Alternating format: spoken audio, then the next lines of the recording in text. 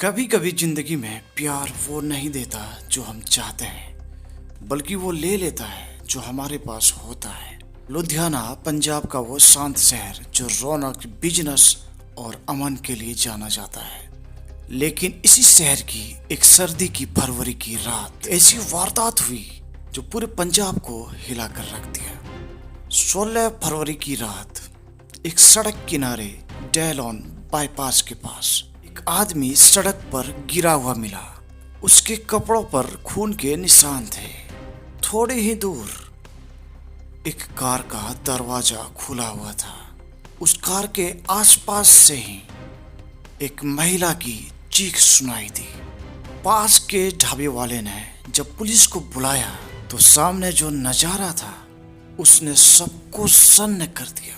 वो महिला मानवी मित्तल, जो एक शिक्षित, खुशमिजाज और लोगों की मदद करने वाली इंसान, मृत पाई गई थी। उनका पति अनोख मित्तल, आप पार्टी के कार्यकर्ता, जमीन पर घायल पड़े थे। बार बार एक ही बात कह रहे थे, हम पर हमला हुआ था, उन्होंने मेरी पत्नी को मार डाला, उन्होंने हमें लूट लिया। लेकिन पुलिस को उनकी कहानी पर कुछ तो अजीब लगा, कुछ ऐसा जो मेल नहीं खा रहा था। अनोख का कहना था कि ये डकैती थी, लेकिन उनके शरीर पर हल्की हल्की सी खरोंचें थी। न कोई गंभीर चोट थी, न संघर्ष का निशान।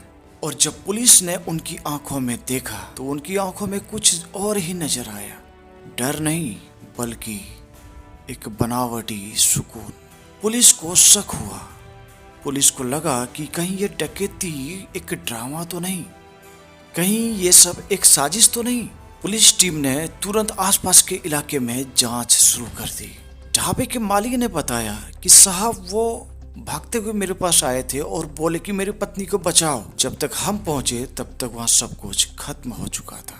पुलिस को कार से अजीब चीजें मिली। मानवी का मोबाइल बंद था, गहने गायब थे, लेकिन चैन का एक हिस्सा टूटा हुआ मिला। और कार के फर्श पर पड़े थे अनोख के हाथ के निशान, जो कुछ ज्यादा ही साफ लग रहे थे, मानो किसी ने जानबूझकर दिखाया हो। लेकिन लुधियाना पुलिस के लिए ये ऑर्डिनरी केस नहीं था, क्योंकि हर सबूत, हर निशान किसी अदृश्य हाथ की तरफ इशारा कर रहे थे। एक ऐसा हाथ जिसने ये अपने हाथों से सारा ड्रामा रचा था। क्या ये डकैती सच में एक हादसा था, या फिर एक पति की खौफनाक साजिश जिसने अपनी पत्नी को मौत के हवाले कर दिया?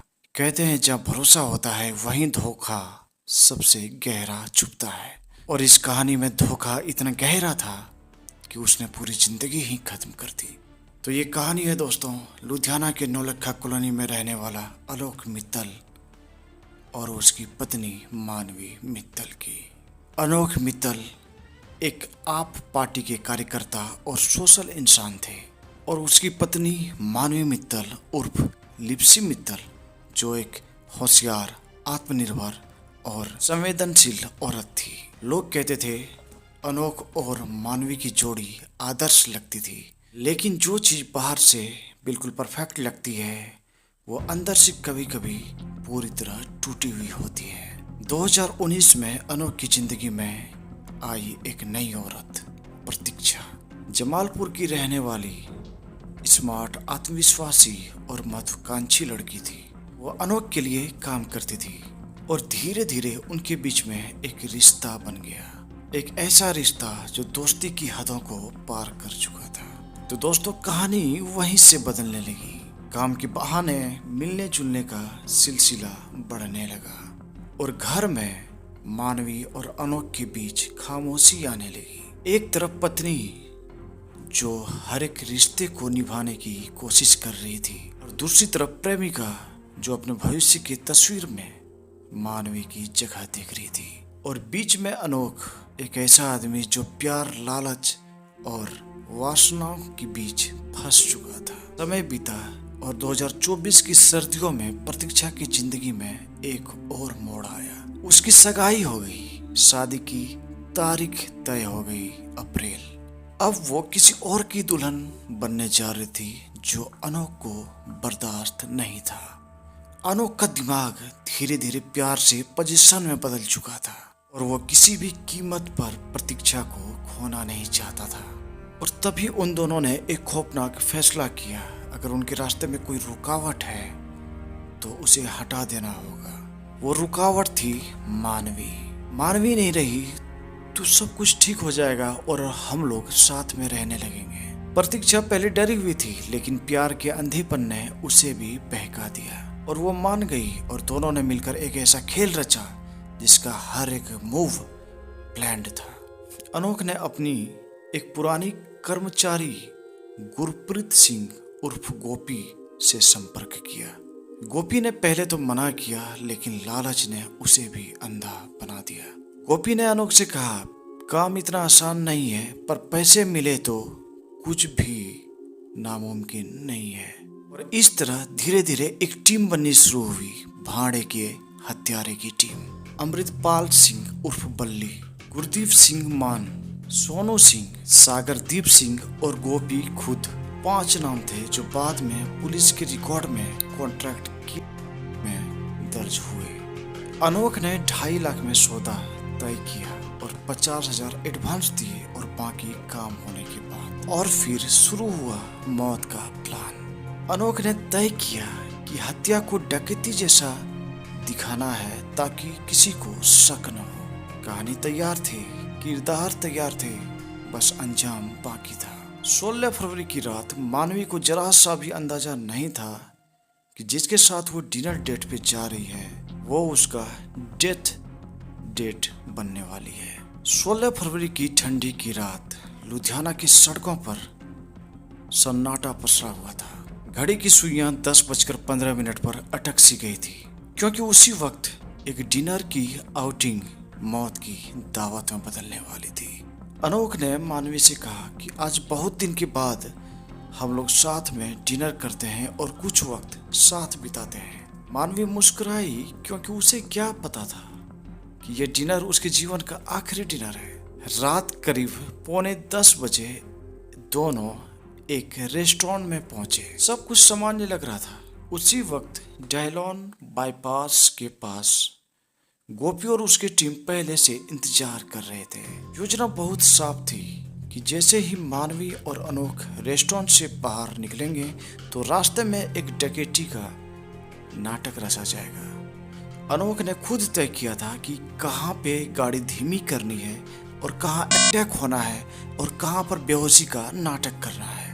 रात करीब 10:30 बजे गाड़ी डेहलोन बाईपास के पास पहुंची। अनोख ने गाड़ी रोका और टॉयलेट के बहाने अनोख गाड़ी से बाहर आए और जैसे ही गाड़ी से थोड़ी दूर में वो टॉयलेट करने के लिए गए, वैसे ही सारे ने मानवी पे हमला कर दिया। मानवी चीख उठी। अनोख ने कहा, ये क्या हो रहा है? अनोख को सिर्फ हल्का सा धक्का दिया गया और बाकी सब कुछ हथियारों ने संभाल लिया। मानवी को गाड़ी से बाहर निकाला गया। मारपीट, खींचतान और फिर क्रूरता।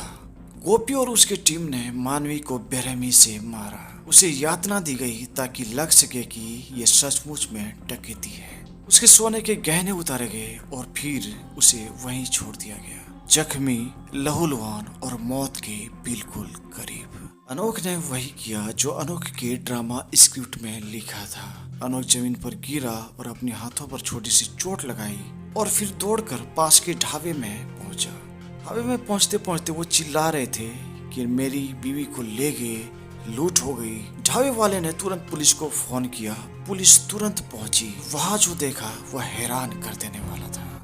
गाड़ी खुली हुई थी, अंदर गाड़ी में खून के छींटे थे और कुछ ही दूरी पर मानवी जमीन पर पड़ी थी, बिल्कुल निश्चल और बिल्कुल शांत। पुलिस ने तुरंत अनोख को अस्पताल भेजा।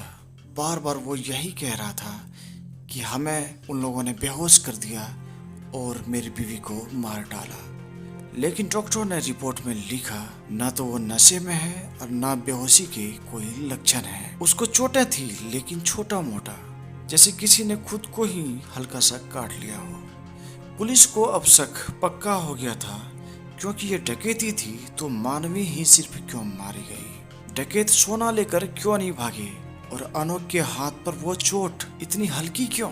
पुलिस में एक इन्वेस्टिगेशन टीम बनाई गई। सीसीटीवी फुटेज, कॉल रिकॉर्ड और अनोख के स्टेटमेंट सबकी बारीकी से जांच शुरू हुई।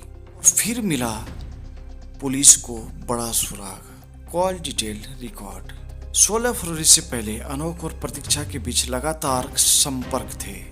यहाँ तक कि घटना से 30 मिनट पहले भी दोनों में बातें हुई थी।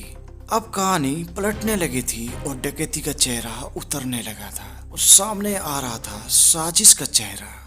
अब पुलिस कंफर्म हो गई थी कि ये कोई हादसा नहीं, यह एक प्लान्ड मर्डर था।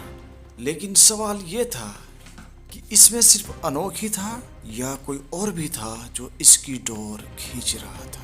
हर अपराधी कुछ न कुछ निशान छोड़ जाता है, बस उसे देखने के लिए एक ईमानदार आंखें चाहिए। लुधियाना पुलिस अब सिर्फ जांच नहीं, सच्चाई की तलाश में थी।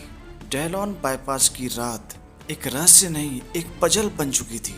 16 फरवरी की रात 10 बजे से पहले 3 कॉल्स एक ही नंबर पर, और वो नंबर प्रतीक्षा का था। अब पुलिस ने प्रतीक्षा को पूछताछ के लिए बुलाया। शुरू में उसने कहा हम तो बस एक दोस्त हैं, मैं तो घर पर थी। लेकिन जब पुलिस ने सामने रखा लोकेशन रिकॉर्ड जिसमें उसका फोन जमालपुर से डेहलोन रोड की ओर ट्रेस हुआ था, तो उसके चेहरे का रंग उड़ गया। प्रतीक्षा का चेहरा अब डर की कहानी कह रहा था। और फिर वो टूटी। उसने कबूल किया कि हाँ, हम और अनोख साथ थे और हम दोनों ने मिलकर ही ये प्लान बनाया था। प्रतीक्षा ने बताया कि अनोख ने कहा था कि मानवी रहेगी तो हम लोग कभी साथ नहीं हो पाएंगे। और फिर उन्होंने तय किया कि डकैती का ड्रामा रचा जाएगा। जांच में सामने आया गोपी, जो कभी अनोख का कर्मचारी था, उसी ने टीम इकट्ठा की थी। और जो इसके अलावे 4 थे, सबको पैसे का लालच दिया गया। अब पुलिस के पास 7 संदिग्धों की लिस्ट थी। सभी को एक एक करके गिरफ्तार किया गया। और फिर जो हुआ, उसने एक एक करके इस केस की सारी सच्चाई को उजागर कर दिया। पूछताछ के दौरान गोपी ने सब कुछ बता दिया। सर, सब प्लान अनोख का था। उसने कहा था डकैती जैसा बनाओ, बस मानवी मर जानी चाहिए। हमने बस वही किया जो उसने कहा। और फिर अनोख को भी गिरफ्तार किया गया। उसकी चाल ढीली पड़ चुकी थी जब पुलिस ने सबूतों का पहाड़ उसके सामने रखा। कॉल रिकॉर्ड्स, पैसों का ट्रांजैक्शन, प्रतीक्षा की गवाही और सारे उसकी गवाही। और फिर उसने भी सारे अपराध कबूल कर लिए। पुलिस ने प्रेस कॉन्फ्रेंस में बताया कि अनोख ने पहले भी 2 बार मानवी की जान लेने की कोशिश की थी, लेकिन दोनों बार असफल रहा। लेकिन इस बार उसने प्लान पूरी तरह से तैयार किया, लेकिन सच को छुपा ना सका। जिस औरत ने उसे भरोसा दिया, जिस औरत ने उसे प्यार दिया, जिसके साथ उसने 7 फेरे लिए, उसी को उसने 2.5 लाख रुपए में मौत के हवाले कर दिया। जांच में अब सब कुछ साफ था कि अनोख और प्रतीक्षा ने ही दोनों ने मिलकर साजिश रची। लेकिन सवाल अब भी बाकी है, क्या ये सजा सिर्फ कानून देगा या ज़मीर भी इन्हें माफ नहीं करेगा? लुधियाना की वो रात अब खामोश है।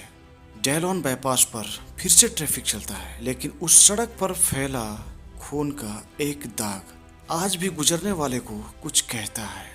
वो कहता है कि प्यार जब पवित्र ना रहे तो वो सबसे घातक हथियार बन जाता है। मानवी वित्तल एक ऐसी औरत जो अपने रिश्ते को बचाने की हर कोशिश करती रही, जो अपने पति पर भरोसा करती रही।